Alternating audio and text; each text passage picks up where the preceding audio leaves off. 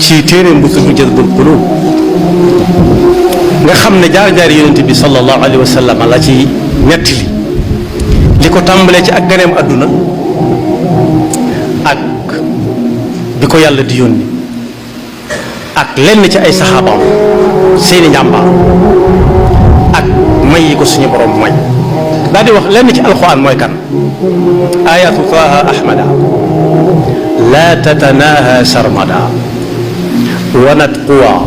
ذوي الهدى عن خطها بالقلم أرسله الله إلى كل الورى مرتلا ذكرا عليه أنزلا هدى لذي التعلم كن هدى ورحمة القرآن وخون أك هدى وشفاء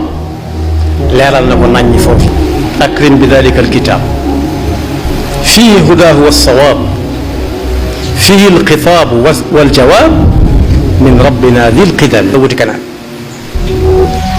وهو الذي من اهتدى بهديه نال هدى ويحتوي الفوز غدا ذا عصمة من نقم دادي واخ لن هي ديغنتي مك القران نك موم فين جارات موم كتاب ربي الكتاب بنص ذلك الكتاب به عصمت من عقاب وجالبات السقم أنت سبيلي والأنيس yow daal bu dee ab dëkk laa jëm yaay yoon bi may jaar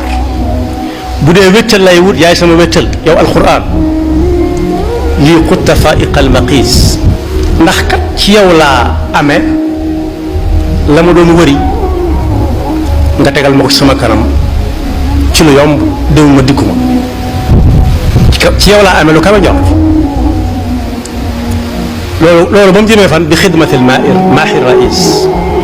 mukayisi bil mulham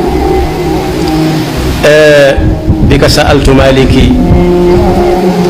kawniya nuura saliki wa din jidabin naasiki